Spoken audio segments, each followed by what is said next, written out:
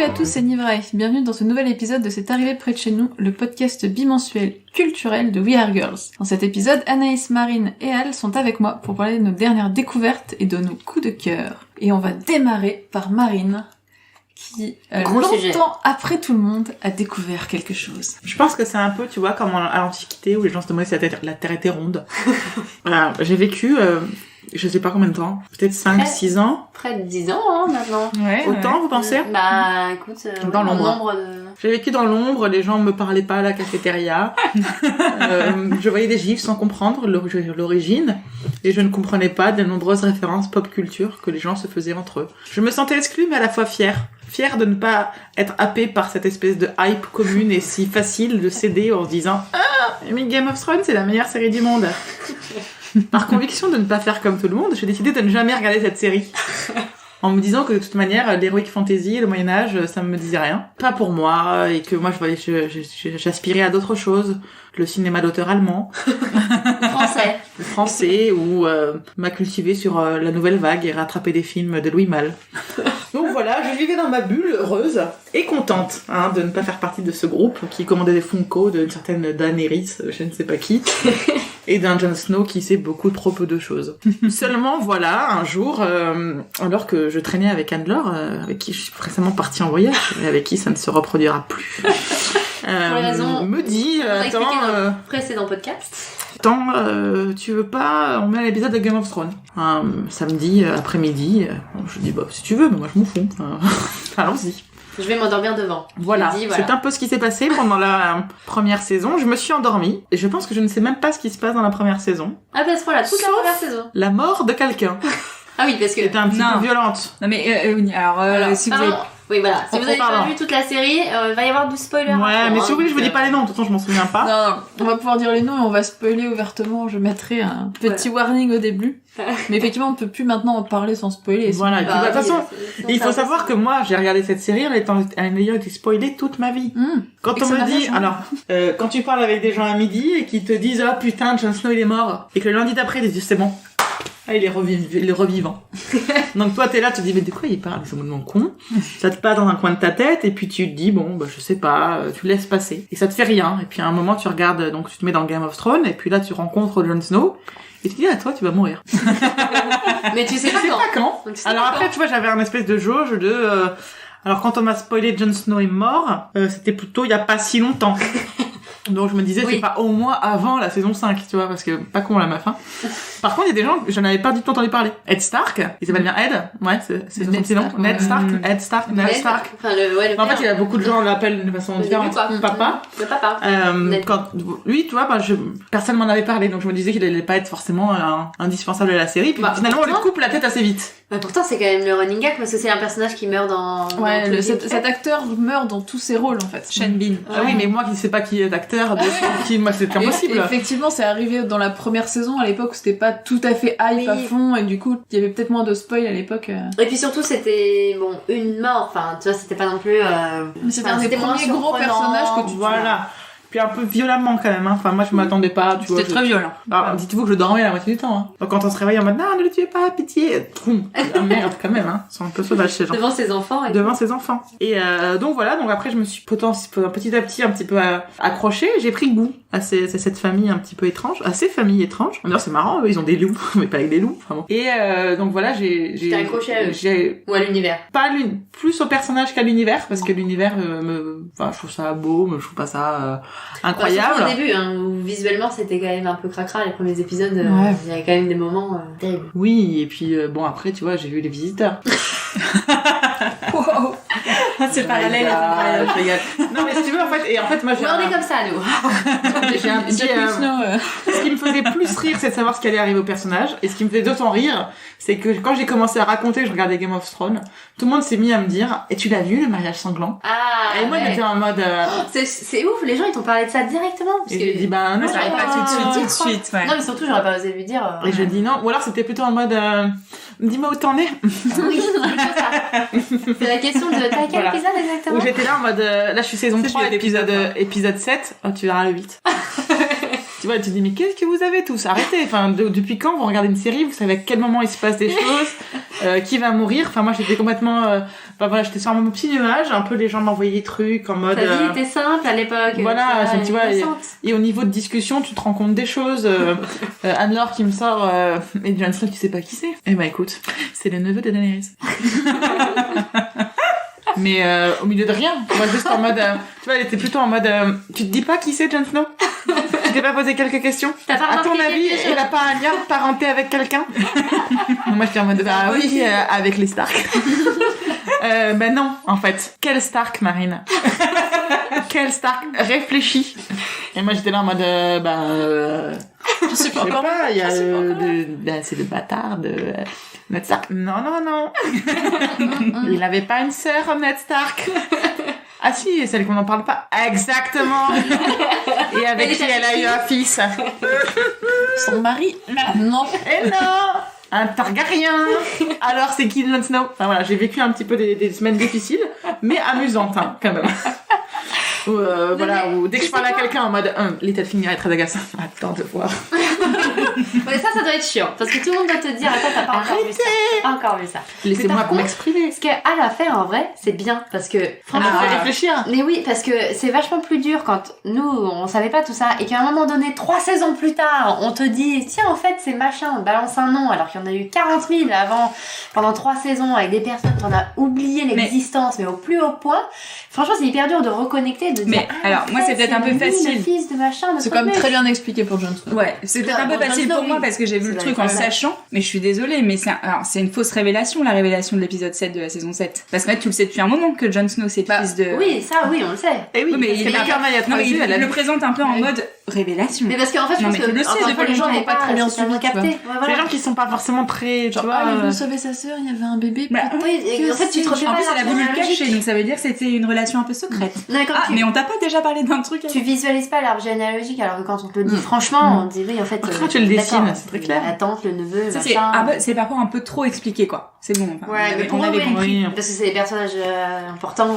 Mais bon, c'est clé dans l'histoire, en fait. Et alors, autre truc génial où j'aimais beaucoup tweeter ce qui se passait parce que ça me faisait rire en fait d'être en décalage avec des gens qui avaient vu ça il y a 4 ans, tu vois.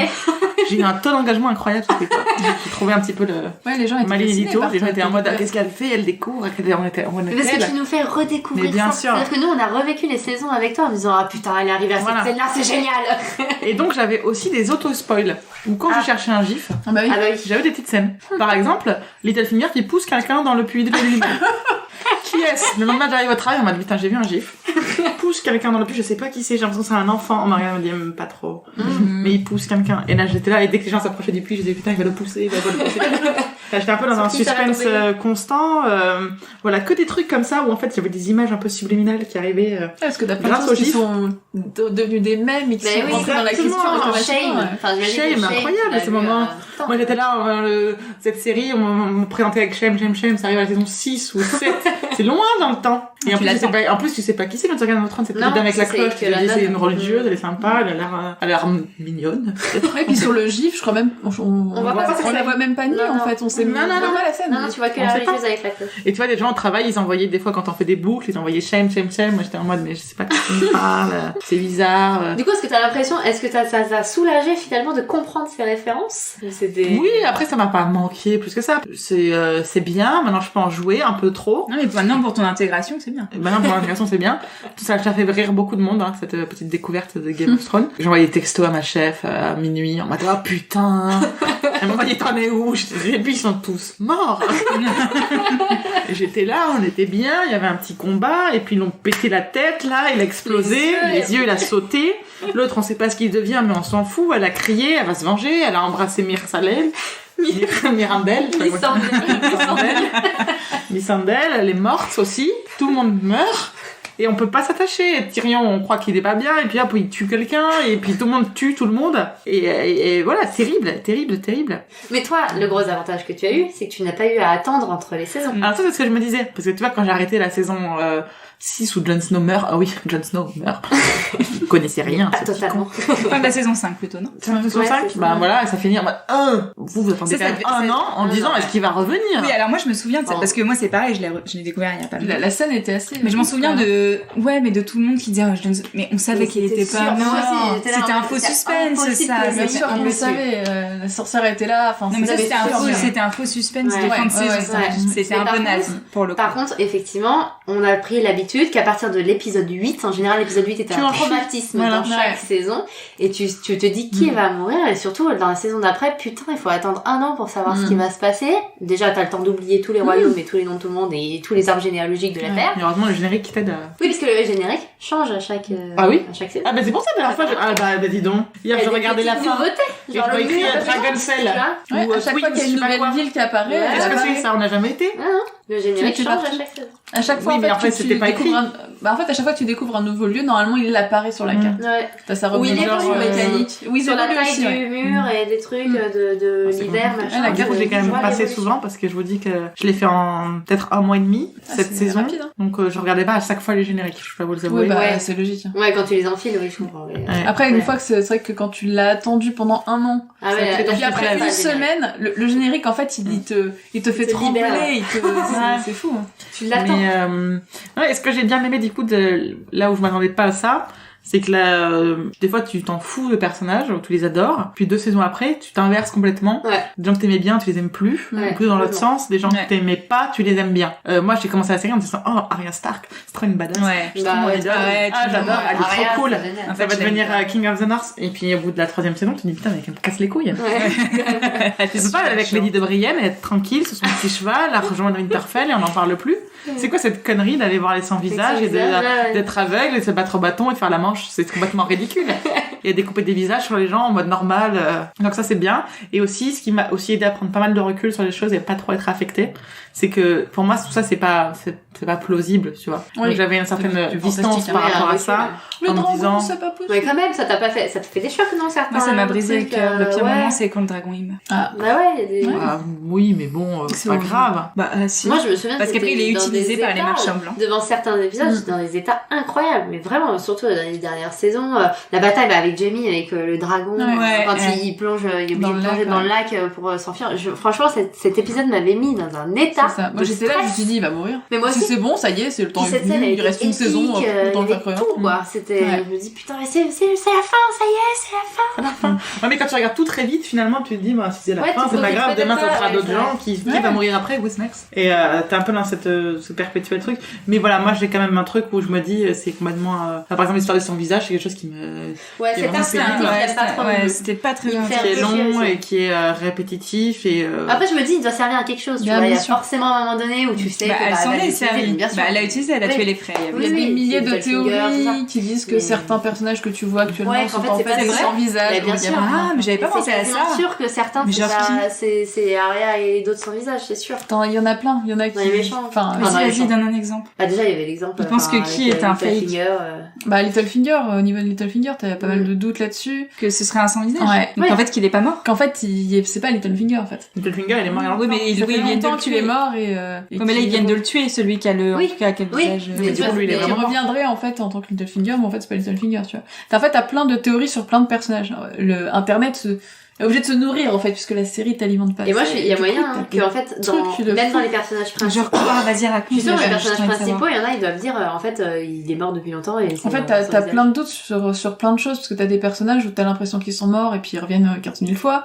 Ouais. T'as des personnages qui... Que tu vois plus pendant longtemps. hein. que tu vois plus pendant longtemps, t'as des Genre, personnages qui ont un peu Jonah, changé de personnalité légèrement. Ouais.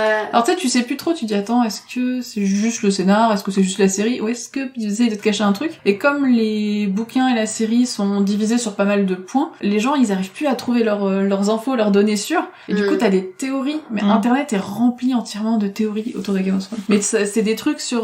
t'as Sur le un tout, mot genre, parfois qui est prononcé aussi. un sur symbole, des trucs, symboles, des spirales. ouais. Alors, il y a plein Oui, de ça, trucs ça, j'ai au vu. niveau des Mais ça, comment spirales, ils les t'as interprètent plein de choses.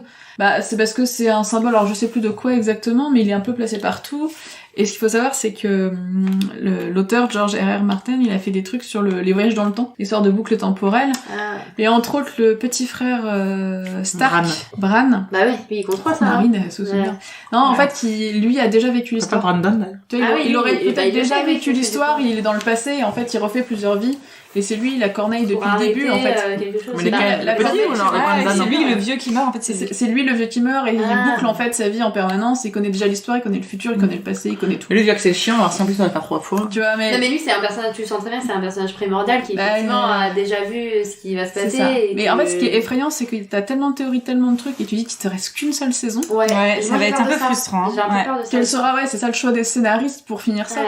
Ils En vont fait, ils ont tous intérêt mourir. à bien ficeler dès le Parce que premier j'ai- épisode et pas perdre de temps. En fait, il y a pas mal de gens qui espèrent une fin un peu douce, que tout le monde attend un peu, le Jon Snow Daenerys. mais jamais non, il y aura mais tu un te dis- douce. C'est Game of Thrones. Il y en a un C'est des ça. deux qui meurt. Franchement, je serais déçue. Un des deux, moi je pense que tout le Non. monde peut crever. Hein. Non, moi je pense qu'ils vont en garder un des deux. Alors lequel, je sais pas. mais- Non, moi je dis le bébé de Daenerys Non. et Jon Snow. Mais il aura pas le temps de faire la gestation. Ouais, C'est rapide. Ah, bah, tu sais, ouais. c'est un peu comme leur voyage. Hein. Bah oui, Parce que ça- dans la dernière c'est des saison, les dragons voyages sont qu'elle a. rapides. Hein. Oui, Je c'est lui ai vrai. dit, je dis on est là comme ça, on se dit Ah ouais, si non. on allait à Winterfell Ah, mais la combattre. saison, c'est la fête. Hein. Winterfell. Ouais, C'est ça. Mais Et c'est regarde, trop je suis au rapide. mur, je suis de l'autre côté, je prends mon dragon, j'arrive. Non, mais oui, bon. C'est quand même Sauf- 6 saisons qu'on nous dit que c'est quand même compliqué de traverser et là on Moi, est en je mode dis, on y ça va. fait trop de saisons qu'on n'arrête pas de répéter All men must die. Donc, tous les hommes doivent mourir. Alors ça veut dire deux choses, c'est soit tout le monde meurt, si Soit tu veux les que hommes les en général, femmes. soit que les hommes masculins, c'est-à-dire sexe masculin, et ça va être des femmes qui vont se retrouver Mais c'est pas en possible. tête. Donc ça va être soit Cersei, soit Daenerys. Mais si tous les hommes meurent, il n'y a plus de femmes et du coup il n'y a plus de civilisation. Enfin, Il y a aussi des théories, Oui, mais, enfin, ouais, c'est- il y a des théories sur pas mal d'autres personnages, sur Rhaegar. Sansa aussi. Ouais, Sansa, elle est montée pas mal en puissance là, Voilà. donc tu te dis que ça va Il servir y en a à quelque du chose. Nord quand même un petit peu. Ouais. Sur Moi, je pense à un Arya, affrontement, Arya, j'ai très peu d'espoir. Arya, Sansa et Arya, Cersei. c'est mais un forcément, personnage pour rester dans l'ombre. pour Il y a moi. forcément des personnages voilà, qui sont là aussi pour rester dans l'ombre et qui sont vraiment secondaires Ça réellement vient et de- ils auront pas forcément de rôle si important que ça à jouer. Ils peuvent pas. Bon, on est d'accord que Jaime va tuer Cersei. Oui, Bah, ouais, mais pour moi du c'est coup, du coup, enfin, ça c'est ouais, ça que je pense j'attends. Je pense C'est ça que que sa j'attends. mort à elle viendra de lui, en tout cas. Ouais, ouais. C'est- Ou l'inverse. Enfin, Ouais, ou il y elle en a un qui tue viendra- l'autre. Déjà, je la déteste, il y a Ils se tueront tué tous les Jaime. deux, effectivement. Ils pourraient se tuer tous les Ouais, deux. ça pourrait être un truc un peu à la Roméo et Juliette, ouais. C'est genre. Je pense qu'il veut la tuer et elle va finir par le buter parce que. Attends, il y a Tyrion aussi, là. Tyrion dans l'équation. Ah, mais Tyrion. Là, là, là. Hein parce que moi je sais pas. Qu'est-ce qu'il a dit à Cersei? Qu'est-ce qu'ils se sont dit? Ah, nous, ça remonte. Hein. Ah ouais, alors là, moi. Je vous raconte parce que moi c'était hier soir. Refais. Ils arrivent comme ça, tac, tac, ils sont à Winterfell, dans la petite arène avec, ils amènent un mort, de l'armée des morts. Ils s'abattent sur Cersei, on va dire. Ah oui, d'accord, Ouais. c'est ça qui leur. Et Oui, il y a des elle lui dit, coups, va te faire quoi, foutre, John, tu mets à genoux devant moi, et je viens vous combattre. Et il dit, non, je suis avec Daenerys. Et Daenerys, elle dit, t'es qu'un petit con. Et Tyrion, il dit, je vais parler à ma sœur. Et il va parler à sa sœur, et il lui dit, t'es qu'une pute, machin, comme d'hab, t'aimais tes enfants, mais t'es quand même qu'une pute. Il lui dit, c'est toi le pute. Enfin bref, il se chamaille. Et il finit en lui disant, you're pregnant. Enfin, Ouais. Et elle en fait, revient on en sait pas disant, si- ouais. je combats avec vous. Après, elle les encule, mais dans l'idée, dans ce qu'elle dit, On sait donc, pas qu'est-ce qu'il a dit? Est-ce qu'il s'est dit qu'il allait sacrifier? Est-ce qu'il s'est rallié à eux? Et le regard de Tyrion quand Quand il voit Jon Daenerys est- et c'est bien quoi, sûr, ça c'est celui-là qui a surtout la plus grosse théorie là-dessus sur pourquoi ce regard, qu'est-ce C'est qu'il va parce qu'il est faire. amoureux. Non, il Ouais. est pas amoureux. Ah, si, Il est pas amoureux. Ah, Il est si. pas amoureux. Tyrion n'est pas amoureux de Daenerys. Bah, si, non. Daenerys, c'est quand même du pouvoir, de la puissance, c'est une belle femme, c'est un charisme qui est censé être fou, donc Censé. Non, c'est la puissance. ouais. Oui, Puis mais après, non, il moi est je pense qu'il est pas calculateur aussi amoureux. sur la position. Je Voilà, pense qu'on que- voit. Mais il est déçu aussi. Ouais, il est De la voir un peu trop, Bien sûr. Bah, il est déçu parce qu'elle finit avec l'autre grouillot qui est un bâtard, mais parce Bah que oui. voilà. mais aussi parce qu'elle tue tout le monde en mode la patte de cerveau, des fois. Ah oui, parfois, elle s'est enflammée. elle a oui, enflammée. Qu'est-ce que c'est drôle, elle s'est enflammée. habillée. Parce qu'elle est plus habillée quand même sur la fin. Ouais, c'est vrai. C'est enflammée nue, ça c'est déjà fait. Mais...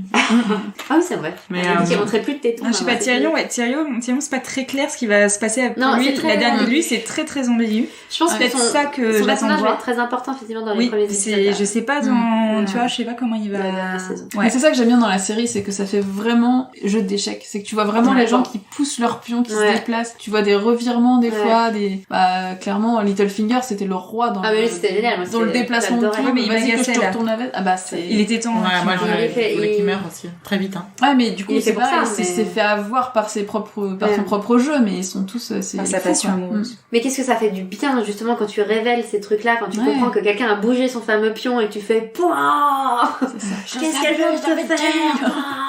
Pouah Boum. C'est génial. C'est la mort. Genre Sansa, par exemple, que moi, je trouvais complètement chiante au début de la série et qui a, pour moi, monté en puissance au fur et à mesure des épisodes. Même si dans la dernière saison, elle m'a autant agacée qu'elle elle est qu'elle très m'intéressait. agaçante. Parce qu'en fait, il y a des périodes où tu dis, mais t'es conne ou t'es conne, là? On te fait, enfin, tu vois, on t'offre Il y a ton le trône, roi qui ça, parle. Voilà, il y a Jon Snow qui fait tout pour toi tu fais ça, là? Mais t'es qui, toi?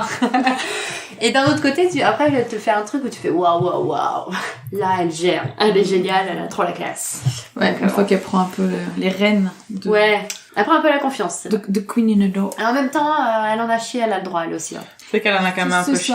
Mais C'est bon, ça. après, tu vois, la vie est faite de bagarres. De viol à répétition. De viol, de D'action. testicules découpés, hein, d'animaux qui te mangent, qui te dévorent, Ouais, poignardent, la vie est dure, hein. d'empoisonnement. C'est vrai qu'on a eu à peu près tout Et le Valar Merdécous. Margulis. Morgulis. Pas mal. Voilà, je Margulis. pense Est-ce que tu as quelque chose à rajouter à ça? Non, Valar Morghulis.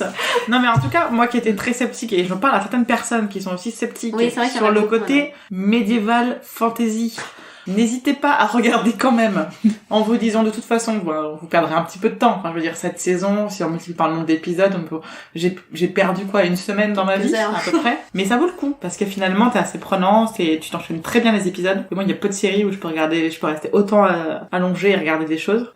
Donc c'est vraiment très prenant, et puis vivement la suite. Parce que c'est toujours surprenant, en fait. C'est la fin, là. Et on n'a pas parlé des personnages C'était bon. préférés, mais bon. Elle a fait un top 5. Lady Un Brienne. top 5. Lady Brienne, Ça c'est ma sent préf. Brian Tarth. Non, je sais qu'elle joue dans Star Wars en plus.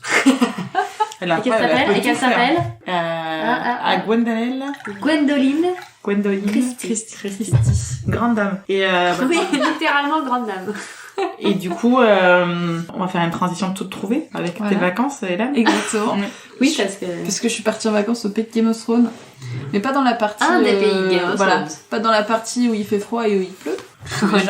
Mais dans la partie où il fait du soleil et où il fait chaud. Ouais, j'ai fait des petites Port-Réal. vacances en Croatie, à Port-Réal exactement, et en Slovénie qui n'a aucun rapport avec Game of Thrones. Faut Oui, dire c'est quand vrai. même, hein, il y a que la Croatie. Donc je suis partie pendant 15 jours, 7 jours Croatie, 7 jours Slovénie à peu près. Et j'ai démarré par Dubrovnik, qui est une ville qui est effectivement connue pour Game of Thrones en particulier, qui est une ville qui subit le tourisme de Game of Thrones Ouais. surtout. Donc du coup je suis partie début septembre, fin de la haute saison, et la particularité de Dubrovnik, c'est que c'est du coup une ville fortifiée qui est accessible uniquement par son port et par 2 entrées. Et en haute saison, ils sont obligés de fluidifier le flux de gens et ils ont limité la ville à un certain nombre de personnes. Là, on avait un petit peu de chance, on était passé en basse saison, on pouvait rentrer par les portes sans faire de file d'attente, ce qui habituellement n'est pas le cas, c'est-à-dire que tu vois vraiment Mais les comment files. tu fais? Du coup, t'as un bip, t'as un truc Alors à en fait, ils rentrer, font passer les gens au fur et à mesure, vraiment quoi. D'accord. Et la vieille ville est quand même assez grande, mais c'est beaucoup de petites ruelles, c'est beaucoup d'escaliers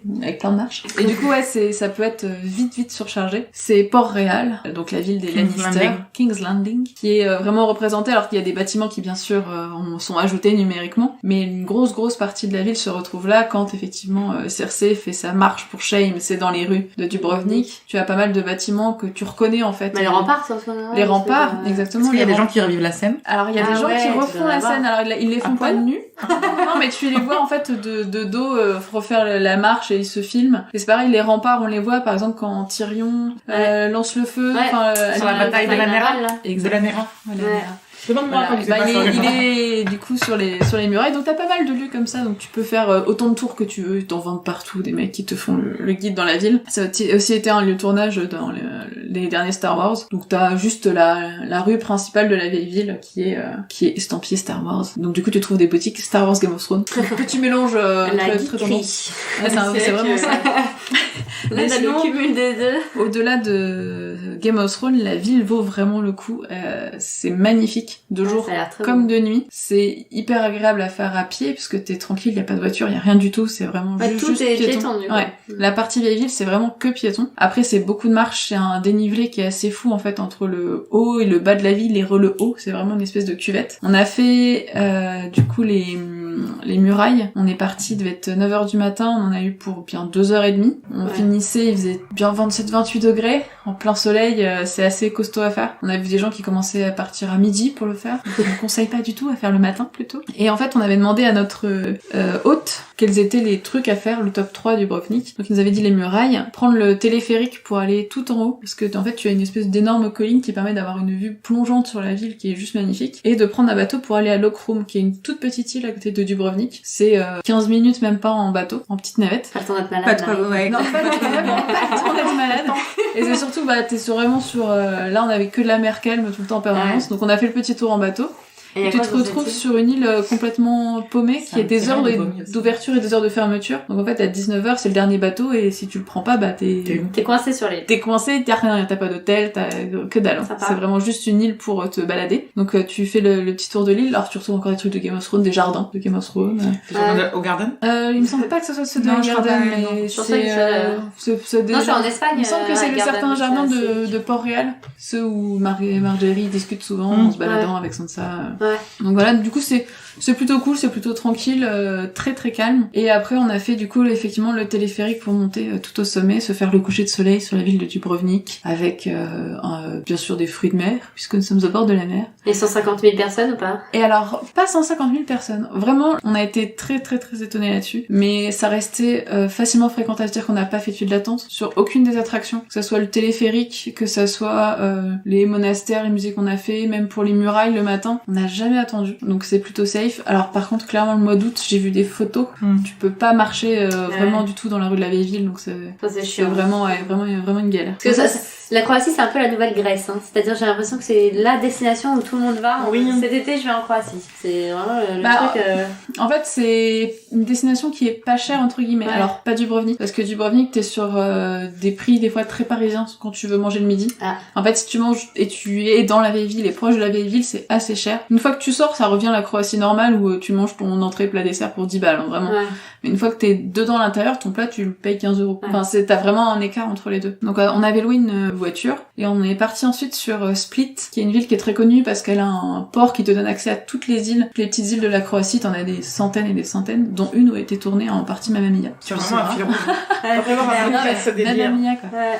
Et du coup, pareil, Split, c'est beaucoup de Game of Thrones. Donc t'as aussi une vieille ville à l'intérieur où t'as quelques scènes qui ont été tournées. Et tu as toutes les petites îles autour où il y a certaines scènes qui ont été tournées. Donc nous, on avait pris juste une nuit, en fait. Enfin non, 2 nuits sur place. Donc on s'est baladé surtout dans la vieille ville. Et on a eu une première péripétie. Peut-être même, je pense, la seule, en fait, des vacances. C'est vachement moins folklorique que la Grèce, by Marine et Elnor.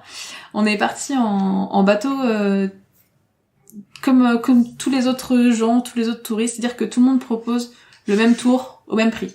C'est-à-dire que t'as même pas à hésiter en vrai. Donc on a pris, on a fait plouf plouf, on a pris le premier truc qui passait.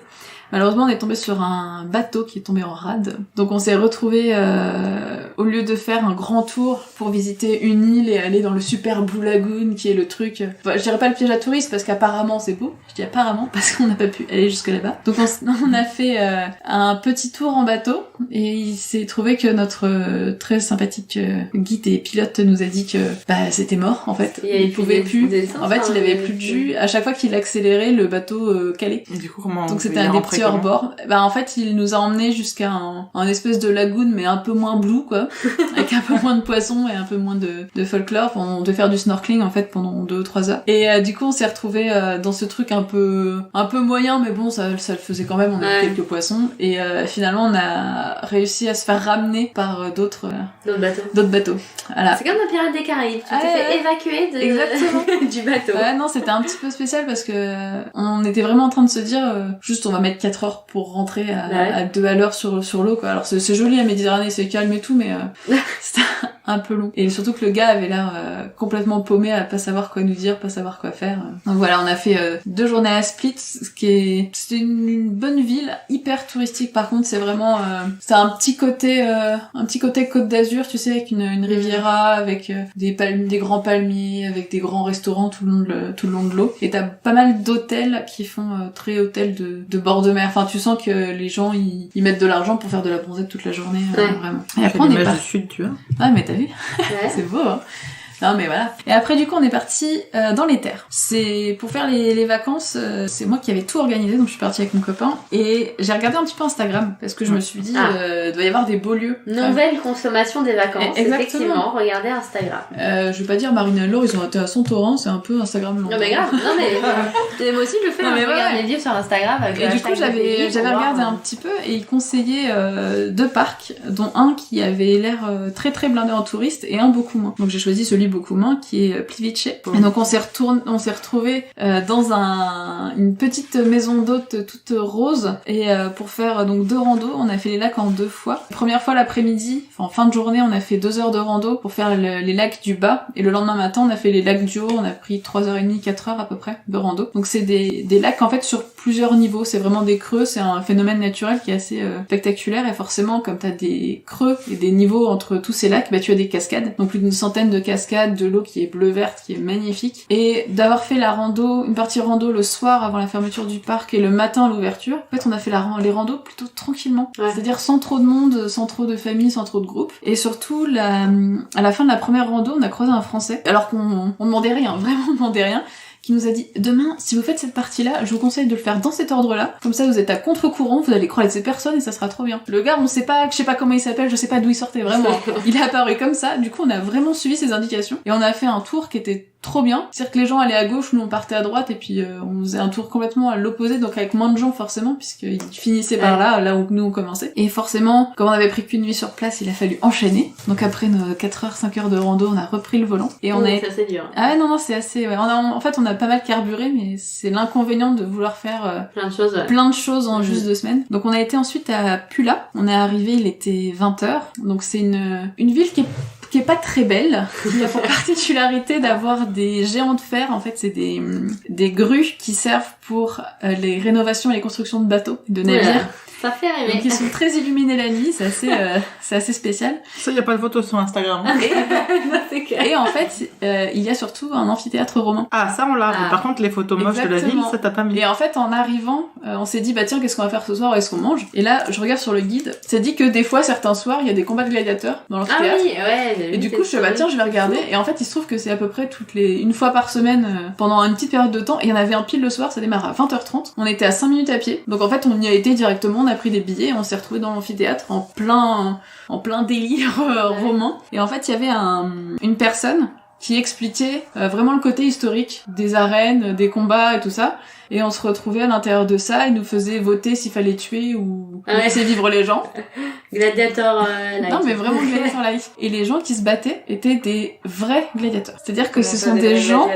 Le métier, ils sont morts d'ailleurs. Ils sont morts.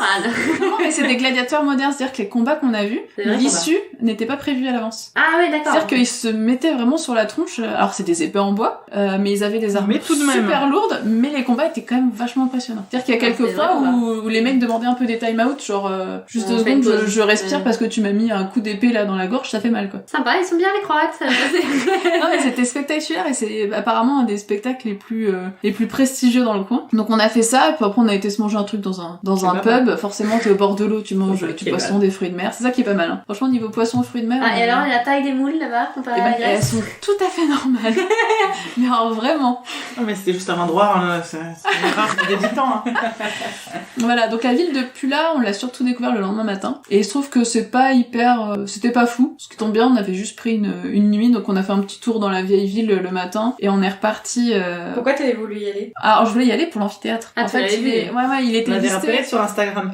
Non, pas sur Instagram, je crois que c'était sur un des guides, où ils avaient dit que c'était quand même à voir, quoi. Il y en avait pas beaucoup, il en restait pas énormément, et qu'il était plutôt bien conservé et pas inaccessible, quoi. Donc du coup, on l'avait fait comme ça. Et le jour d'après, fallait se diriger vers la Slovénie. Donc on a fait une petite route jusqu'à Rovinj, qui était une des dernières villes de Croatie avant de passer en Slovénie, où on s'est pris un orage de fou sur une toute petite portion de route, c'est-à-dire que avant l'orage et après l'orage, les routes étaient sèches, mais alors vraiment complètement. Donc on a nagé avec la voiture à peu près.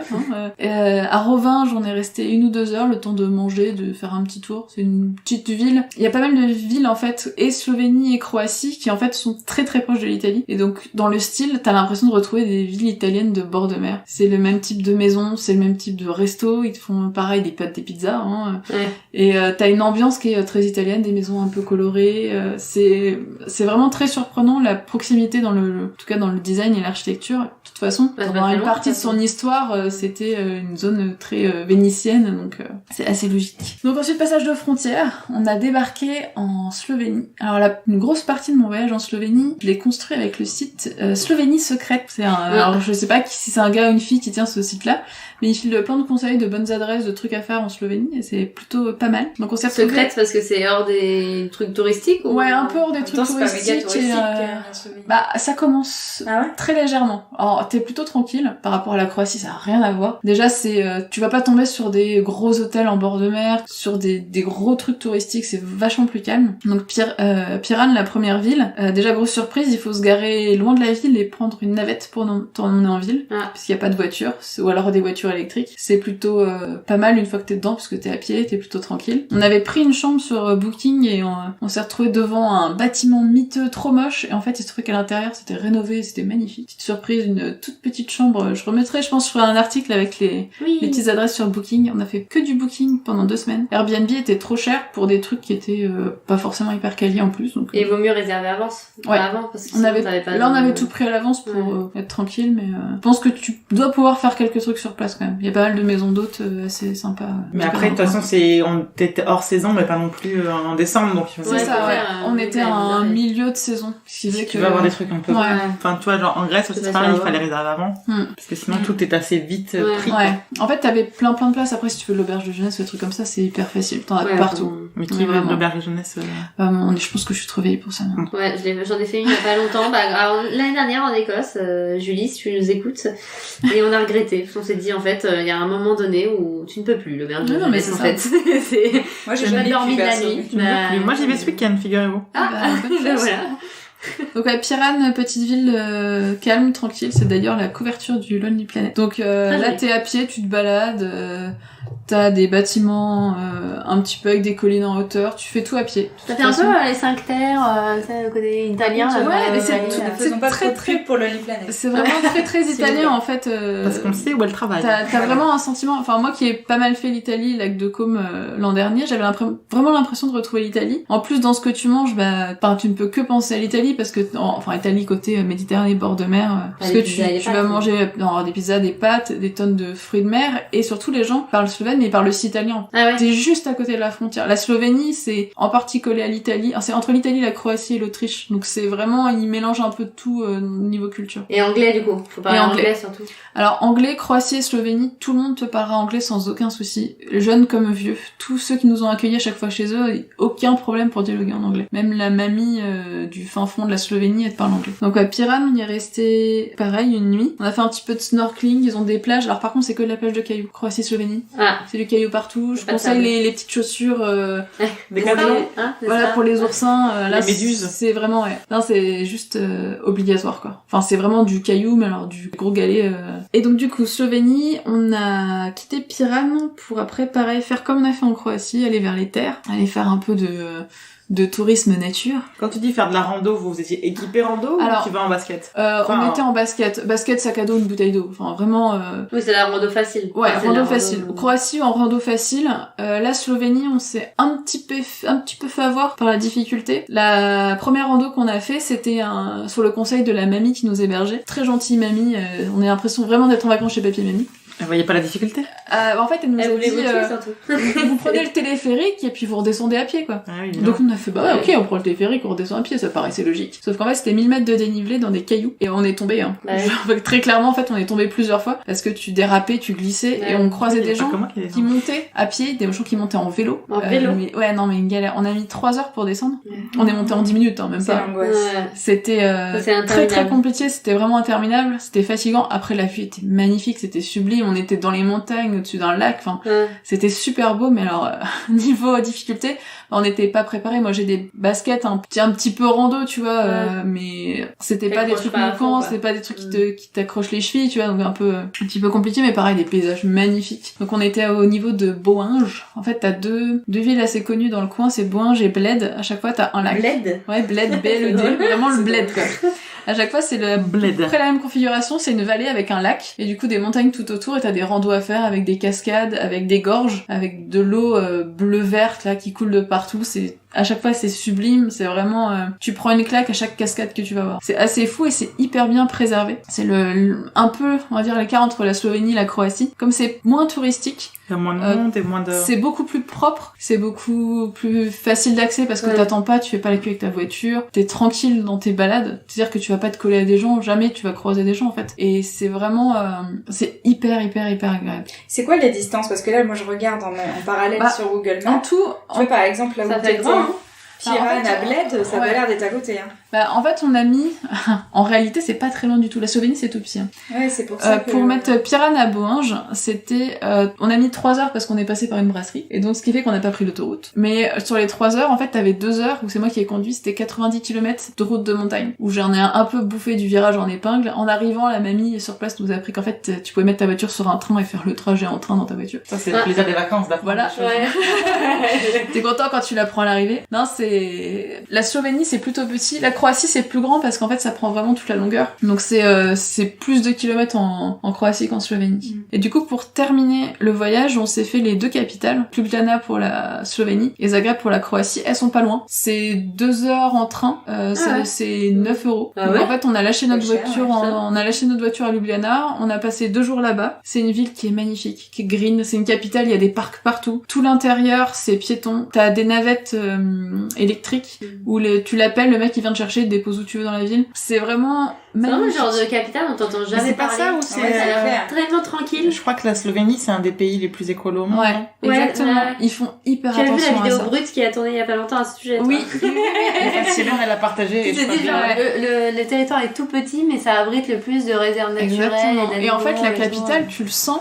Et tu le sens d'autant plus Ouais. quand tu fais un petit aller-retour à Zagreb, qui là par contre tu Complètement différent. déboules, alors tu retournes en Croatie, donc déjà faut que tu relâches tes euros parce que bien sûr on n'est pas en zone euro, donc tu payes en kuna, et la ville bah c'est tramwayland, t'as des tramways de partout, ça reste de la pierre, ça reste plein de gens partout, des voitures un peu partout, c'est beaucoup plus gris, beaucoup plus brut, et quand tu viens faire Ljubljana où c'est tout vert, t'as des parcs. On s'est baladé dans un parc qui s'appelle le parc Tivoli, comme à Copenhague. On était un peu comme dans Central Park, c'est-à-dire que t'avais complètement oublié que t'étais dans la ville. Ouais. Et c'est vraiment étonnant, sauf que des parcs comme ça, il y en a pas qu'un. T'en as 2 ou 3 tout autour de la ville, donc c'est vraiment cool. Et Zagreb à côté prend une claque de... C'est industriel, quoi. C'est une Enfin, ville, quoi. c'est plus- C'est comme si t'étais dans le cœur de Paris, quoi. Ouais. C'est des bâtiments. T'as un petit peu moins d'histoire côté bâtiments, puisqu'ils ont... Croatie comme Slovénie, ils ont subi la guerre dans les années 90, donc t'as beaucoup de choses qui ont été détruites et pas tout n'a été reconstruit malheureusement. Donc ouais, Zagreb, c'est pas fou. On voulait le faire parce que c'était la capitale, mais Et vous êtes reparti de Zagreb du coup? et non, on est reparti de Ljubljana, donc on a Ah, vraiment c'est fait un trop bien, aller-retour, oui. ouais, pour des questions de billets d'avion. En fait, l'aller Paris-Dubrovnik, on l'a payé 49 €. Ah, c'est pas Ce qui cher. était pas cher du tout. Et alors par contre, pour trouver des billets de retour, ça tourne autour des 400 €. What? Donc on s'est dit, c'est pas possible. Donc on est reparti de Slovénie. Mais on a quand même eu pour 220 € le billet d'avion. Mais c'est Pour fou. le retour, ouais. Bah, je pense que quand tu quittes la haute saison, je pense que le dernier jour où on a pris notre billet d'avion, c'était genre la fin de la haute saison. Pour Ouais, le Dubrovnik. retour de...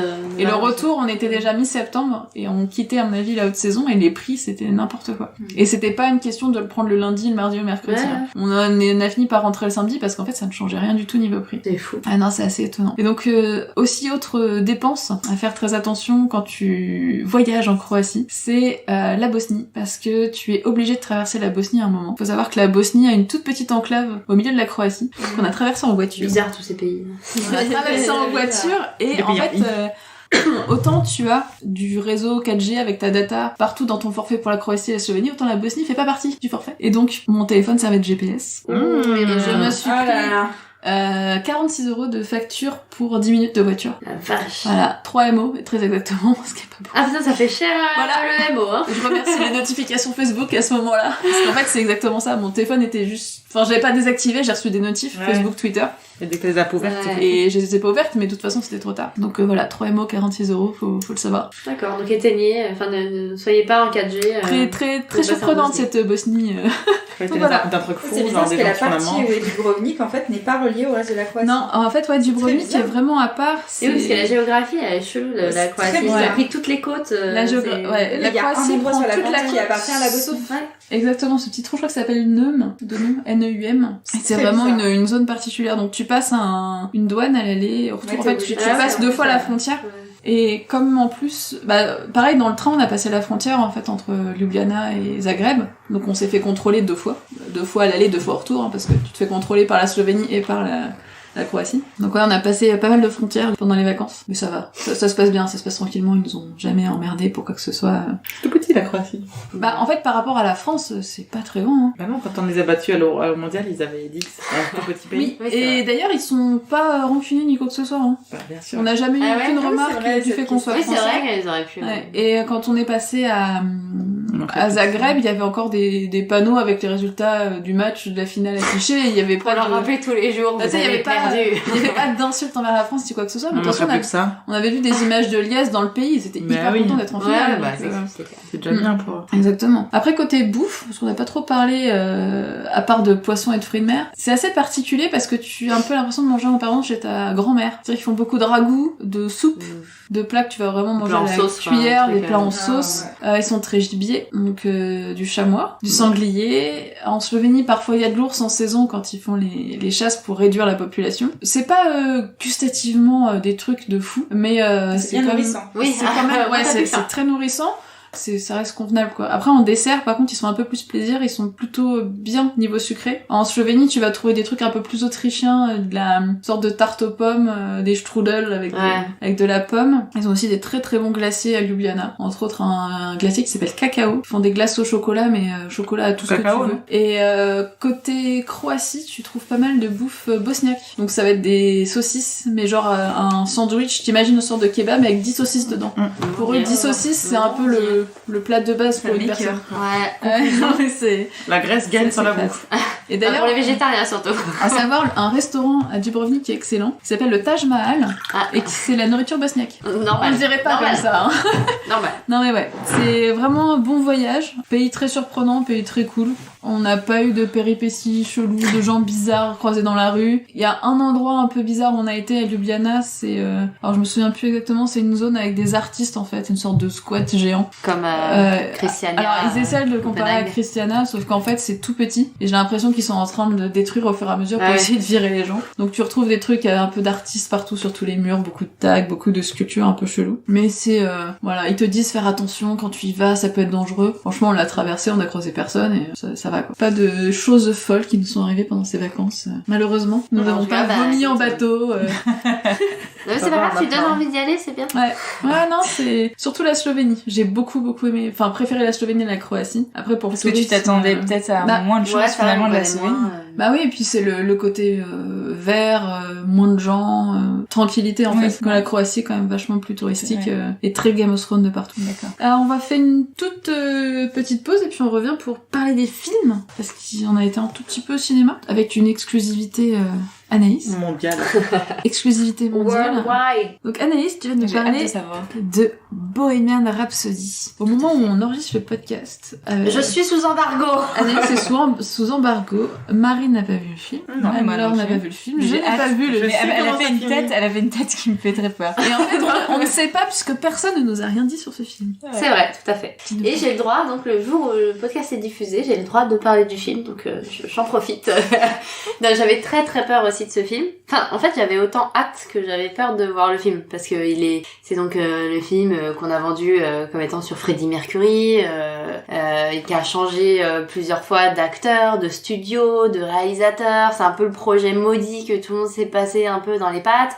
On sait d'ailleurs que même celui-là, même s'il est resté chez la Fox, c'est Bryan Singer qui était au début à la réalisation, qui s'est fait virer en cours du film, en cours de tournage, et que c'est passé par Dexter Fletcher, qui est le réalisateur de et Dizzy Eagle, qui était sorti avec Hugh Jackman et qui était pas qui était pas dingue, c'était très basique, qui a récupéré le truc et qui a fini le tournage. Enfin bon, bref, c'est un peu vraiment le projet maudit quoi, et qui était extrêmement attendu par les fans, les puristes, parce que forcément c'est toujours très difficile de s'attaquer à des monuments de la musique et faire des biopics comme ça. Et en même temps, la bande-annonce que j'avais vue m'avait vachement donné envie d'y aller de toute façon, parce que je trouvais punchy, je trouve que la bande-annonce c'est bien très sympa, très bien foutu, etc. Et en réalité, j'ai gardé le même état d'esprit que quand j'ai vu la bande-annonce. Donc j'ai passé vraiment un bon moment devant le film, qui en réalité n'est pas vraiment un biopic sur Freddie Mercury, mais c'est réellement une célébration de Queen. Donc ça parle que de Queen, dans le sens où ça commence quand le groupe se forme, le jour où le groupe se forme, et ça se termine au dernier concert, au Live Aid Action là, qui était à Wembley en Angleterre. Donc c'est-à-dire c'est vraiment centré sur le groupe, et pour effectivement montrer à quel point en fait ils n'existent pas séparément, même s'il y a cette personnalité écrasante de Freddie Mercury au milieu de tout ça. Queen, ça existe que quand ils sont ensemble et quand ils ont réussi à créer quelque chose ensemble. Et c'est vraiment un film pour célébrer leur musique, pour célébrer leur créativité, pour célébrer le génie et la folie de Freddie Mercury aussi, parce qu'il a apporté quand même beaucoup de choses évidemment, mais il est pas tout seul. Et donc c'est vraiment là-dessus que ça s'attarde. Et c'est effectivement parce que les premières critiques disaient de la bande-annonce, oui, ça parle pas du tout d'homosexualité, de sida, de machin, c'est ultra édulcoré. Alors oui, en fait c'est édulcoré dans le sens où tu passes plus de temps à te marrer que à pleurer devant le film, hein. Mais en réalité, je préfère largement ça, parce que ça m'aurait fait chier d'avoir un biopic où tu passes, je sais pas, les 3/4 du temps à voir Freddie Mercury sur les derniers moments de sa vie en train d'agoniser et de parler du sida et tout ça. Franchement, c'est dans le film, c'est abordé, le sida est abordé, l'homosexualité est une grande partie du film, mais c'est juste abordé de la bonne façon. C'est-à-dire que ils en parlent sur quel impact ça a eu, évidemment sur lui, sur la musique, sur la création de ce qu'il fait. De toute façon, c'est situé dès le début, c'est-à-dire que tu situes le personnage, tu situes sa crise identitaire, lui, fils d'immigré déjà, qui arrive pas à assumer le fait que c'est soit un fils d'immigré, qui assume pas non plus sa sexualité, qui assume pas plein de choses, et ça se déroule au fur et à mesure du film, et c'est en parallèle avec les créations des chansons. Donc c'est plutôt bien foutu, c'est très agréable à regarder, il y a des bonnes idées de mise en scène franchement sur certaines scènes. Après il y a quelques fonds verts aussi un peu cracra parce qu'il faut recréer de l'époque et tout, c'est jamais très très simple. Rami Malek essaye pas non plus d'être un sosie 100% parfait de Freddie Mercury, et c'est mieux comme ça. Même si tu sens qu'il a chopé des grosses mimiques et ils ont fait un énorme travail dessus. Et d'ailleurs, pour la petite anecdote, j'ai pu avoir accès aux questions-réponses avec Rami Malek à la fin de la projection. Et le mec, même pendant questions-réponses, pourtant ça fait des mois qu'il a arrêté de te tourner. Il avait des mimiques, mais très spontanées, qui sont très Freddie Mercury, tu vois, que ça ressort. Et il a avoué qu'il a eu évidemment beaucoup de mal à sortir de ce personnage. Ensuite, le travail a été fait avec les membres du groupe restants, donc qui ont validé quand même le film, qu'on pas raconté n'importe quoi, même si il y a évidemment, c'est romancé, donc il y a plein de choses qui sont beaucoup plus édulcorées ou beaucoup plus sympas que comme ça a dû se passer dans la vraie vie, évidemment. Mais encore une fois, t'en retiens que du positif, et au final, je trouve que c'est bien parce que Queen, c'est du positif, c'est du rock'n'roll, c'est de l'opéra rock, c'est quelque chose de complètement fou, de baroque, de too much, de, tu vois, enfin, c'est à part, quoi. Et je trouve que c'est bien leur rendre hommage que de mettre ça en avant plutôt que de s'attarder sur des trucs un peu chiants et d'en faire un biopic un peu chiant que sur une personne, quoi. Donc dans l'ensemble, je trouve ça plutôt positif. Faut aller le voir, passer un bon moment. Moi j'avais envie d'y aller. C'est ça, c'est pas le film de l'année, mais franchement tu passes un bon moment, quoi. Alors du coup, Marine, est-ce que tu vas nous vendre Le Grand Bain, toi? Écoute, moi c'est un film que j'aime beaucoup parce que déjà il a un casting assez incroyable. On a quand même tout le cinéma français dans ce film de Gilles Lelouch. C'est un très chouette film avec c'est vraiment on le voit un peu comme le The Full Monty à la française. C'est assez juste quand tu vois le film, où c'est l'histoire d'hommes un peu cassés par la vie, chacun à sa manière, qui vont se retrouver à faire du coup de la natation synchronisée masculine ensemble, et qui vont les mener au championnat du monde de la natation synchronisée. C'est encore un film que Marine m'a survendu. C'est très chouette. Il y a un casting vraiment Très très cool, Mathieu Amalric qui est très très bon dans ce rôle, dans ce registre comique tragique. Guillaume Canet est aussi un peu dans un rôle où on l'attend pas. Il y a Marina Foïs, alors du coup c'est gage de qualité. Leila Bekti a un rôle assez incroyable. Il y a Leila Bekti. Ah oui, mais elle a un rôle. Elle a une scène. Bah alors. Anne-Laure en est témoin de cette scène de Leila Bekti qui est vraiment très très drôle. Et je pensais pas qu'elle était drôle, Leila Bekti. Enfin, qu'elle était drôle dans tout ce qui voyait parce qu'elle était mignonne et rigolote. Mais là, elle a un potentiel énorme dans cette scène. Enfin, c'est génial. Et bon, voilà, c'est pas le film de l'année, mais c'est une sacrée bonne comédie qui fait passer un bon moment. Non, mais ça se regarde, mais... Il y aura beaucoup d'entrées et ça sera... Le casting va faire vendre de la place. Mais tu vois, demain, je préférais que ça soit lui qui gagne un César du public que les Tuches 3 à Hollywood. Non, mais... Non, mais toi, c'est dur quand tu juges. Bah non, mais forcément, si tu compares mais les Tuches, au dernier Danny Boone, oui, je vais dire que c'est un chef-d'œuvre, mais bon... Mais non, mais en fait, si tu veux, c'est des films qui sont populaires, qui plairont à beaucoup de gens, à beaucoup de publics différents. On en reparlera le mois prochain, mais il y a une comédie qui sort bientôt, qui est bien meilleure. Bah, tu peux en parler parce que ça sort là. Ça sort fin octobre. En liberté. En liberté. Oh, on en parlera. Mais ça n'a pas la même ambition. C'est bien mieux. Ce débat. Allez, on passe Point. Le grand bain. Sympa, faites pas flouf. Du coup, on va continuer à parler films, mais films sur Netflix. Ah oui. Avec deux comédies romantiques qui sont sorties là il y a pas très longtemps.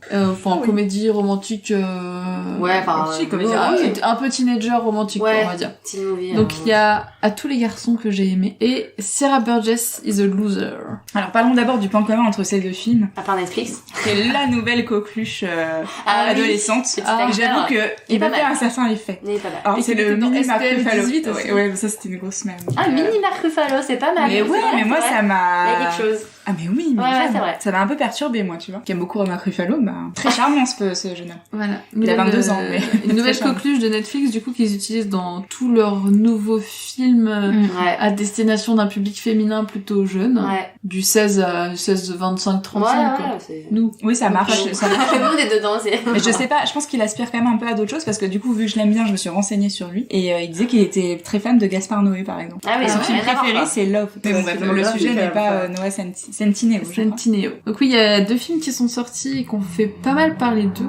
Donc le premier, c'est À tous les garçons que j'ai aimés, qui est donc l'histoire d'une lycéenne qui asiatique effectivement. Premier rôle, jeune fille asiatique. Exactement, d'une famille asiatique, sauf le papa, pas du tout asiatique. Non, c'est vrai. Américano-coréenne. Américano-coréen, c'est ça. Et il se trouve que quand elle était amoureuse de garçons, chaque fois elle leur écrivait une petite lettre qu'elle ne postera jamais. Le petit message pour lui dire « Je t'ai déjà vu, t'étais trop mignon, mais jamais je te parlerai, jamais je te dirai que je t'aime. » Et sauf que forcément, il se trouve que ces lettres ont été postées directement chez les jeunes hommes en question, donc il y a 5 lettres de mémoire. 5 lettres. Et donc du coup, ces histoires et ces secrets qu'elle avait vont être révélés au grand jour. Donc les 5 garçons, du coup, problématique, le dernier à qui elle a écrit, en fait, c'est le petit ami de sa sœur. Ouais. Sa grande sœur. Ouais, sa grande sœur. Sa grande sœur. Donc là, c'est un peu panique. Donc qu'est-ce qu'elle fait pour éviter qu'il croit qu'elle est encore amoureuse et créer un petit peu un malaise? Et ben, elle saute un peu au cou d'un autre mec à qui elle avait écrit précédemment. Et du coup, il rentre dans une fausse relation parce que lui aussi trouve son avantage. Ils font croire tous les deux qu'ils sont ensemble. Ça, c'est un peu le point. Ça les arrange un peu dans l'histoire. Et donc, moi, ce que j'ai pas mal aimé là-dedans, c'est que j'étais un petit peu en manque de bonne comédie. On va dire que je m'étais un peu satisfait de Kissing Booth. Alors, c'est bien mieux que The Kissing Booth. En fait, c'est tellement plus fin. C'est ça. Je m'étais un petit peu satisfait, on va dire, des dernières comédies Netflix en me disant, oh, c'est pas mal quand même. Et celle-là, elle est vraiment d'une qualité vraiment au-dessus. Tu rigoles un peu plus, les situations sont pas mal. C'est très drôle. Moi, j'ai explosé de rire vraiment à certains moments. Et surtout, je trouve qu'ils ont une spontanéité dans les acteurs où ça fait très vrai. Enfin, j'avais non, mais c'est bien joué et je trouve que les personnages sont assez bien écrits. Moi, je me suis sentie assez proche d'elle par moments. Même lui, bon, il fait un peu trop parfait, mais il est touchant. Il y a des vraies discussions entre eux, alors que dans The Kissing Booth, franchement, c'est assez léger. Ça repose sur, c'était beaucoup plus léger. Non, mais ils essayaient de faire croire qu'ils abordaient aussi la violence violence au sein des... Mais ça marchait pas. Enfin, je trouve que... Dans le 2. C'est bien mieux écrit, quoi. Là, t'as plein de sujets qui sont abordés, le deuil, d'ailleurs. C'est bien mieux. Mais puis même l'adolescence en général, c'est hyper bien écrit. Et puis encore une fois, enfin, c'est très rare d'avoir un premier rôle féminin asiatique. Oui, elle est géniale. Et c'est bien mis en avant d'ailleurs, sa culture coréenne et les différences culturelles qu'il peut y avoir entre différentes familles. C'est une très très bonne. Je trouve que c'est une très très bonne surprise. J'ai beaucoup aimé. Très touchant, drôle, touchant. Autre comédie romantique teenage Netflix qui a un peu plus divisé par contre. Ouais, c'est moi. C'est donc Sierra Burgess is a Loser. C'est sorti il y a quelques semaines à peine. Fin août, je pense. Ouais, pendant la fin de l'été. Je crois que j'étais déjà partie en vacances. Donc du coup, on retrouve Shannon Purser, qu'on connaît pour Stranger Things. Barb, bien sûr, donc un rôle assez court, mais qui joue aussi dans Riverdale. Ouais. Un peu plus présente parce que déjà elle est vivante. Elle joue dans Riverdale. Attends, Marine, tu permets de jouer qui dans Riverdale? Je vais te dire, reprendre la parce que je me souviens plus son nom dans Riverdale. Je vois pas qui c'est. C'est pourtant... c'est la victime. Oui, voilà. Et donc, Sierra Burgess is a Loser, donc c'est l'histoire d'une jeune fille qui est un peu ronde. Elle est pas bien dans sa peau, en fait. Non, en plus, elle très bien. Elle s'assume très bien. Elle est pas la... Enfin, elle dit qu'elle s'assume. Elle est pas la loseuse du lycée qui est dans un coin, disons que... Non, elle a des amis. Elle vit sa vie, elle trace son truc, et puis elle s'en fout un peu de tout ce qui passe. Il se trouve qu'il y a dans ce lycée toujours la triplette de... Veronica. De meufs trop jolies, trop belle, trop bien fringuée, enfin pas trop intelligente, mais au contraire, trop en groupe, tu sais. La biatch, Et donc oui, il y a la biatch au centre qui va rencontrer un jeune homme dans un bar, il me semble, et il lui demande un 06, et bien sûr, elle lui file le 06 de Sierra pour se débarrasser de lui. Ouais, parce qu'elle est un peu saoulée, et puis elle a pas de goût. Et se moquer de... Elle a pas de goût parce que c'est toujours ce Noah Centineo en face, hein, bien sûr. Je sais pas à quel moment tu dis qu'il est pas acceptable. Je ne comprends pas. Parce qu'il a des amis losers. Il a des amis losers, disons que c'est un beau gosse mais qui traîne avec des gens qui sont pas parfaits. Donc forcément pour Véronica, c'est un loser. Ce qui se passe, c'est que forcément Sierra va commencer à dialoguer avec lui par SMS. Lui pense que c'est Véronica, que c'est la très belle Véronica.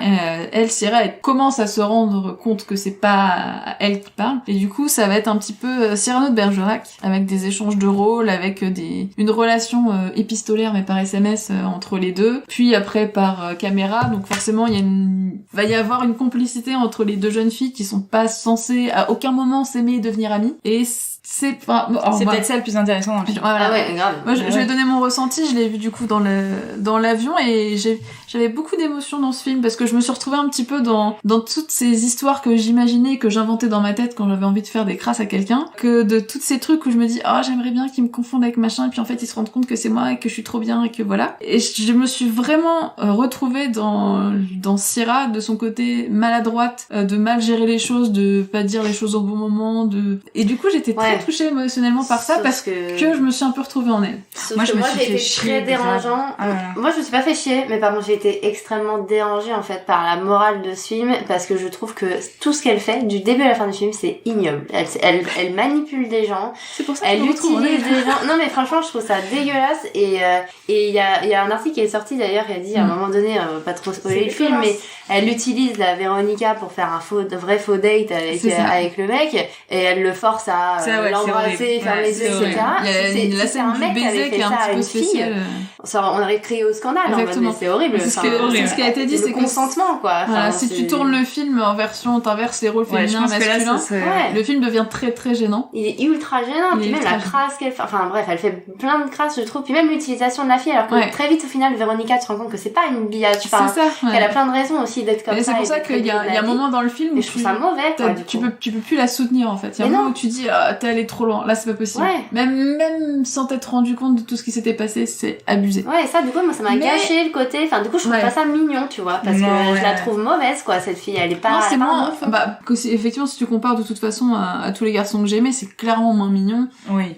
C'est autre chose. Beaucoup moins bien fait. Après, c'est un personnage beaucoup plus torturé, beaucoup plus... Oui, mais ce que j'aime pas, c'est ça, c'est qu'ils essayent de la faire passer pour elle, la loser, alors que c'est pas du tout une loseuse, elle manipule les gens, donc c'est pas... Enfin... Après, au départ, la manipulation, elle est pas volontaire, puisqu'on la... Non. Ouais, après... C'est elle qui est manipulée. Oui, justement, elle décide, quoi. C'est encore pire. Du coup, Anaïs, tu nous fais un petit mot sur Pause. Oui. Pause. Pause. À chaque fois, tout le monde me dit, mais c'est quoi pause? Il te manque pas un bout de phrase? Non, c'est pause. Ouais, bah, t'es pas loin en faisant, t'es en train de danser un peu, comme ça. Je tape la pause. Pause, c'est une série, c'est, je pense, du coup, ma série coup de cœur de cette année. Mais vraiment, elle est gigantesque. C'est 8 épisodes de, entre 50 minutes et 1 heure, à peu près, qui ont été diffusés sur FX. Donc, qui est la chaîne, par exemple, qui a diffusé Légion, il me semble. Enfin, des séries déjà un petit peu plus underground, un petit peu plus barrées, là-dessus. Et Pause, c'est créé par Ryan Murphy. Ryan Murphy, c'est le créateur de Glee, de American Horror Story et de American Crime Story, qui était excellent sur O.J. Simpson. Et ben, dites-vous que Pause, c'est un mélange des trois. C'est-à-dire qu'il y a de la musique, mais bien placée, et une bande-son incroyable, mais avec l'image et le travail de American Crime Story, qui se passe dans le New York des années 80, en fait. Donc, graphiquement, au niveau du grain, on est beaucoup comme sur American Crime Story. Et il y a un côté très freak show comme dans American Horror Story, parce que en fait c'est une histoire qui suit la communauté LGBT, donc beaucoup quasiment tout le casting est trans, en tout cas tout le casting est gay, c'est vraiment dans cette communauté LGBT, et en plus noir, latino, enfin on connaît pas le casting. T'as 3 personnages, t'as 3 acteurs qui sont pour le coup connus. T'as Kate Mara, Evan Peters et notre ami Dawson, James Van Der Ah, mais du coup, j'en ai entendu. Voilà, tout à fait. Ah, bah là, je crois que t'as convaincu Hélène. Ça avait été la seule fan de James Van Der que je connais. Franchement, pour le coup, il a un très bon rôle. Drôle. Mais ces 3 acteurs qui sont blancs et qui sont, on va dire, normaux, entre guillemets, pour la norme de la société, ils ont des tout petits rôles, mais c'est des rôles secondaires. Petit rôle, du tout, il apparaît en 10e, dans le... Ouais. Parce que, je vais vous lire le pitch, parce qu'il est quand même assez, assez fou. Mais oui, parce que il est puissant. Vraiment, pour vous donner tous les thèmes que la série aborde, parce que c'est ultra touchant. C'est au cœur des années 80 à New York, alors que le luxe de l'ère Trump est en pleine émergence, parce que ils travaillent à la Trump Tower, en fait, James Van Der Beek et Evan Peters. Donc c'est très abordé, les fans de coke, de pute, de tout ce que tu veux à cette époque-là de la Trump Tower, on y va franco. Donc l'ère Trump est en pleine émergence et que le sida commence à faire des ravages. Blanca Rodriguez sert de mère adoptive à de jeunes gays et trans issus de quartiers populaires qui rêvent de faire carrière dans le monde des arts. Elle les héberge, les conseille et les introduit à l'univers secret de la sous-culture LGBT via des fameux bals qui font tous les vendredis soirs. Ils forment une communauté soudée de néophytes et de parias qui tentent de trouver leur place dans un monde qui ne veut pas leur en faire une. Et ça, c'est juste la phrase la plus forte, parce que moi, j'ai chialé à presque tous les épisodes de cette série. Il y en a que 8, donc regardez-les, ça se passe mais du coup, vite. C'est très très triste. Non, c'est pas très triste, justement. C'est tout l'art de Ryan Murphy, c'est-à-dire qu'il arrive à te faire, en même temps, tu rigoles la scène d'avant, parce que c'est 1000 fois too much, parce que quand t'es dans les balles, là, LGBT, ils font du voguing. C'est le début du voguing. Et en fait, ils font, pour ceux qui connaissent, tu sais, la danse de Madonna, Vogue, en fait. En fait, avec les bras, on dirait de pose de magazine. Exactement. Et pour ceux qui regardent RuPaul Drag Race sur Netflix, c'est ça en fait les balles. Donc c'est-à-dire t'arrives, t'as une compétition tous les vendredis soirs, t'as un thème qui est donné et donc c'est too much, t'as y va, la bande son à fond, les paillettes et tout, c'est génial, t'es en transe, enfin bim, la scène d'après, ça parle de sida, ça parle de à quel point ils ont perdu toute leur famille parce que ils comprennent pas que c'est des femmes, ou t'abordes aussi un sujet, enfin moi j'y connais rien, tu vois, à la communauté trans, et là d'avoir ces actrices et acteurs qui sont là et qui te disent à quel point ils sont mal dans leur peau parce que tous les matins ils se réveillent, ils se sentent femmes, mais ils voient un pénis dans la glace et qu'ils sont en train de s'infliger une torture pour ne jamais voir ce truc qui les rend malades. Franchement, c'est ultra, c'est déchirant, c'est beau, c'est touchant, et c'est triste et drôle et musical et dansant à la fois. Enfin, c'est un mélange de tout. C'est ultra bien filmé, la mise en scène est géniale. Tous les acteurs, pour le coup, on a beau ne pas les connaître, moi je les ai aimés dès la première seconde que je les ai vus, et tu t'accroches hyper vite. Et je suis contente de savoir qu'il y aura une deuxième saison. Et vraiment, c'est à voir, c'est mon gros coup de cœur de l'année. Donc... Banco. Banco. Du coup, on va finir l'épisode avec 2 coups de cœur, celui d'Anne-Laure et celui d'Anaïs. Ouais, moi j'y vais rapide. On va démarrer par Anne-Laure alors. Ouais, rapide. Non, moi je voulais parler d'un jeu de société cet été qui était très attendu parce que c'était une suite, la suite de Century, La Route des Épices, qui a eu un gros succès, je peux dire, mais l'année dernière, auquel vous avez peut-être joué. Qui est assez connu. J'ai pas joué, mais oui, je vois ce que c'est. Voilà, donc qui se jouait de 2 à 5 et qui a beaucoup marché. Ça se rapproche un peu de Splendor. Bon, voilà, pour ceux qui connaissent, Splendor est très connu. Et du coup, il avait déjà été annoncé au moment de la sortie du premier que ce serait en fait 3 jeux qui allaient sortir un chaque année, qui seraient combinables. Donc on attendait beaucoup celui-là. Moi j'avais une crainte, c'était que ce soit répétitif parce que c'est dans la même gamme de jeux. Au final, pas du tout. Donc c'est la bonne surprise et moi je le préfère même au premier parce que il laisse moins de place à la chance et au hasard. Dans le premier, il y a beaucoup, donc on tire des cartes. Donc en fait, si on a la chance d'être le prochain jouet quand il y a une bonne carte qui sort, on peut. Enfin bref, alors que là c'est vraiment du placement et on n'a pas de cartes. Donc, enfin moi je l'aime beaucoup. Il y a une partie, en fait c'est combinable. Les jeux sont combinables entre eux. Donc on peut y jouer soit seul, soit avec la route des épices. J'ai pas encore testé la partie combinable, donc je suis désolée de pas pouvoir en parler. Prochain objectif. Mais voilà, très très bonne surprise. Je l'attendais beaucoup, j'ai pas été déçue. Vous pouvez l'acheter pour 31,50€ sur Philibert. Okay, donc c'est pas trop cher. Le nom Century Merveilles Orientales. Merveilles Orientales. Voilà. Ok, et on va passer à Anaïs qui va parler cheveux. Ouais, je vais parler cheveux. Je vais passer aussi très vite parce que de toute façon, il y aura l'article sur le blog où je vais tout vous détailler. Mais tout simplement, j'ai testé pour la première fois un salon bio, un salon de coiffure bio. Donc je suis passée au naturel. Alors je fais plus de couleurs depuis longtemps, donc j'ai pas testé la coloration naturelle, mais donc c'est un vrai salon qui s'appelle BioCoiffe, donc tout est dans le nom, hein. Ils sont certifiés bio, naturel et vegan. J'ai testé un soin cheveux, parce que pas colorant, parce qu'il y a aussi des soins qui sont colorants, qu'on peut demander comme étant colorant. Et donc moi c'était un soin au henné, parce que je suis arrivée, je leur ai dit bah voilà, j'ai des cheveux plats et tout terne, c'est avec l'été, le sel et tout ça, ils avaient pris méga cher. Du coup elle m'a dit ok, bah on va te faire un soin au henné naturel, donc c'est quasiment que du henné pur et de l'eau chaude qu'on a appliqué sur mes cheveux, qu'on a laissé poser et sécher pendant 1 heure, qu'on rince à l'eau claire tout simplement et avec une petite touche de d'ylang-ylang qu'on met derrière et puis c'est tout, on te sèche après les cheveux et il y a même évidemment pas de lac, pas de produits qui sont rajoutés à la fin derrière et c'est une vraie tuerie ce soin parce que moi je sortais de là, j'avais les cheveux qui brillaient de fou. J'avais vu les photos, je te jure, c'était incroyable, je me passais la main dans les cheveux tout le temps et tout et en fait c'est des soins qui durent quand même, l'effet dure pendant 1 mois. Donc c'est vrai que je ressens toujours cette petite légèreté comme ça a redonné vraiment de la brillance et de la couleur un peu à mes cheveux, hyper efficace. Moi ça m'aide aussi à espacer un peu plus les shampoings. J'ai gagné 1 journée sur l'espace de shampoing que ça pouvait me permettre de faire et voilà. Et donc je vais détailler tout ça dans l'article parce que quand on passe au naturel, il y a plein de choses qu'il faut savoir. Par exemple derrière je peux pas réutiliser un shampoing chimique, sinon ça va annuler le soin naturel, donc de toute façon ça va faire tomber ses cheveux. Non mais moi ça me dérangeait pas parce que je suis passée au shampoing et après shampoing et tout naturel depuis un moment, mais il faut le savoir, ce genre de petites choses avant d'arriver dans ces salons là. Donc je vous expliquerai tout ça et en plus pour terminer, c'est un salon qui fait méditation le temps que ton soin il pose, que ton soin ou ta couleur quoi que ce soit, exactement, quand t'as la machine sur la tête, tu mets ta séance de méditation dans les oreilles et tu ancres tout ça dans le sol, dans le salon et ça fait passer le temps. Franchement c'est ultra agréable, donc tu te ressens sur toi et sur le bien-être et de toute façon tu sors de là et tu dis bah c'est quand même vachement mieux de pas mettre de produits chimiques sur ma tête donc c'est validé. On aime BioCoiffe.